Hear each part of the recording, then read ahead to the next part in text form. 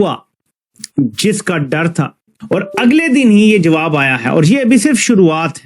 हमला हो गया है, आज एक बहुत बड़ा हमला होता है। इस्लामाबाद में मस्जिदों से अनाउंसमेंट किया जा रहा है, लोगों को अलर्ट किया जा रहा है, घरों से दूर रहने के लिए कहा गया है। ये अपने आप में वहां के हालातों को बयां करता है। मस्जिदों के अंदर से अनाउंस किया जा रहा है, यानी कि जो पाकिस्तान की राजधानी है वो सेफ नहीं है। अब वहां के लोग दहशत में हैं। अफगानिस्तान के जो हमले हैं वो पाकिस्तान की राजधानी के अंदर तक हो रहे हैं। जी हाँ दोस्तों, एक बार फिर हिंदुस्तान को हम थैंक यू कहना चाहते हैं, बार बार कहना चाहते हैं, क्योंकि हिंदुस्तान एक एकलौती देश है अब के टाइम में जो अफगानिस्तान के साथ खड़े।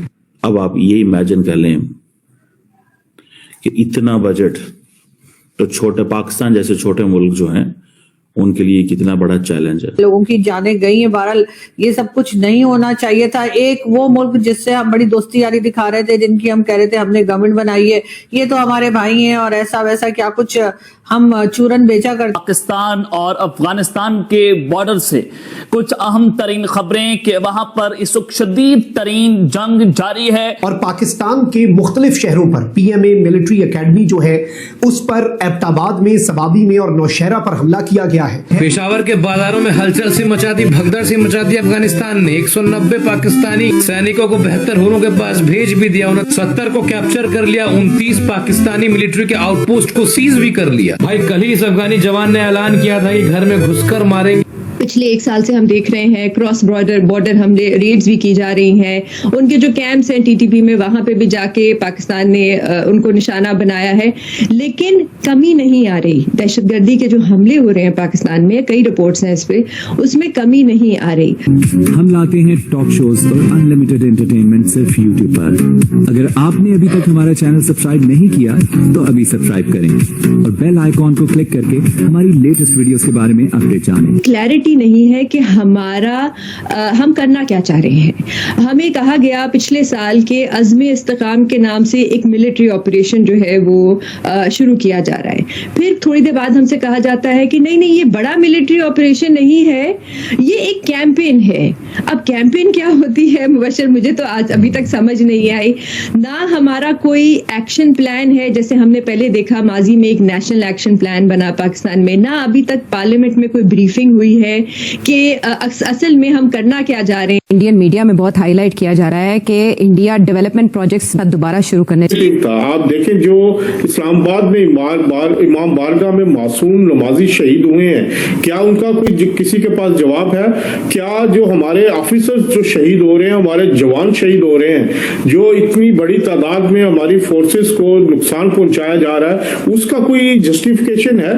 भारत जो है इस वक्त मुकम्मल तौर पर कंट्रोल किए हुए अफगान तालिबान की सो कॉल्ड रजीम को, और एक प्रॉक्सी के तौर पर अफगानिस्तान पाकिस्तान के खिलाफ भारत के लिए इस्तेमाल हो रहा है। ये बात याद रखें कि ये वो अफगान तालिबान है जो अपने किसी वादे पर पूरा नहीं उतरते। वक्ती पर प्रेशर में आकर वादा कर लेंगे, लेकिन पर से पर्दा जिस हद तक वो कंट्रोल हो रहे हैं, चाहे वो माशी तौर पर हो रहे हैं, उनके लोग अब अफगानी जो है वो इंडिया में मौजूद है, उनकी क़यादत, तो उनसे किसी भी किस्म का पॉजिटिव रद्द अमल मेरा ख्याल है बहुत मुश्किल है। और पाकिस्तान को नाम तक पहुंचाना चाहिए इन दहशतगर्दी के अड्डों को और उनको खत्म करके दम लेना चाहिए। अब वो तालिबान हुकूमत TTP को जो खून की होली खेल रही है पाकिस्तान में, किसके साथ मिलकर? बलूचिस्तान लिबरेशन आर्मी के साथ मिलकर, दाश के साथ मिलकर, अल-कायदा के साथ मिलकर, और तुर्कमेनिस्तान जो तुर्किस्तान जो इस्लामी है इसके साथ मिलकर। और क्या कर रही है अफगान हुकूमत? TTP को मुसलसल माली इमदाद दे रही है। हमारी वफाओं का देखें, इस तालिबान हुकूमत में ज़्यादातर जो ओहदेदार हैं, जो बड़े हैं, वो पाकिस्तान में मुश्किल वक्त में रहे हैं, उनकी आल औलाद, उनकी फैमिलियाँ। तो अब हमें क्या रद्द अमल के तौर पे दिया जा रहा है? हमारे दुश्मनों को जो यहाँ खून की होली खेल रहे हैं, उनको माली इमदाद दे रहे हैं, मुसलसल लॉजिस्टिक इमदाद दे रहे हैं, माहाना $43,000 दे रहे हैं, और महफूज पनाहगाहें दे रहे हैं, और तरबीती मराकज़ दे रहे हैं। और उसका नतीजा क्या निकला है? मैं नहीं कह रहा, अक़वाम मुत्तहिदा कह रहा है कि सिर्फ 2024 में 600 हमले। अब ये एक तरफ रखें और ज़रा थोड़ा सा अमेरिका चलते हैं इस दूसरी तरफ ज़रा आज की हेडलाइंस हैं और वो भी मुलाहिजा कर लें कि पाकिस्तान यकीनी बनाए कि इसकी सरजमीन सरहद पार दहशतगर्द हमलों के लिए इस्तेमाल ना हो। आप अंदाज़ा कर लें, हालात देखें। ये जो आला हजरत कुलभूषण साहब आज भी हमारे पास मौजूद हैं, ये कहाँ से आए हैं? ये जो पहले एक जब कनाडा ने रिपोर्ट पब्लिश की थी कि 20 हमले टारगेटेड हमले किए हैं भारत ने पाकिस्तान में और लोगों को मारा है, और बजरिया ईरान हमारे साथ क्या हो रहा है, बजरिया अफगानिस्तान हमारे साथ क्या हो रहा है, भारतीय दहशतगर्दी के सबूत जा बजा जो बिक रहे हैं वो क्यों नहीं नजर आ रहे, बलूचिस्तान में हमारे साथ क्या हो रहा है, केपी में भारत की बलूचिस्तान और केपी में भारत की जो दहशतगर्दी के सबूत हैं वो आला हजरत ट्रंप और मोदी को क्यों नजर नहीं आ रहे। और कहा हमें जा रहा है कि हम जो दहशतगर्दी के सबसे बड़े विक्टिम हैं, जो खरबों का नुकसान करवा चुके हैं, जिसकी कौम ज़हनी मरीज बन चुकी है और जो लाखों लोग शहीद करवा चुके हैं, उनको कहा जा रहा है उधर अमेरिका में बैठकर कि आप सरहद पार दहशतगर्दी को ना जाए यकीनी बनाए। भाई हम क्या करें? हाँ अब अच्छा, और चूंकि ये जनाब स्पीकर मफादात की दुनिया है, चूंकि ये सफारतकारी की दुनिया है, चूंकि ये लॉबिंग की दुनिया है, चूंकि हमारा सच्चा सौदा भी नहीं बिक रहा और चूंकि भारत अपना झूठा सौदा मुसलसल बेची जा रहा है, तो लिहाजा ये होना था और ये हो गया। तो ये बात याद कराना चाहूंगी कि पिछले 20 साल से जो लोग इस एरिया को जानते हैं, जो अफगान तालिबान को जानते हैं, जो तहरीक तालिबान पाकिस्तान को जानते हैं, वो ये बात बार बार कह रहे थे कि अफगान तालिबान और टीटीपी ये वन एंड द सेम हैं। इनके टारगेट्स फर्क हो सकते हैं लेकिन ये एक ही हैं, इनका गठजोड़ है। लेकिन होता क्या था, वो लोग जो पॉइंट आउट करते थे इस प्रोग्राम के अंदर भी और वैसे भी जब हमारे मीडिया के अंदर, उनको ये कहा जाता था कि उनके ऊपर अटैक होता था, उनको एंटी पाकिस्तान कहा जाता था, उनको सेंसर किया जाता था।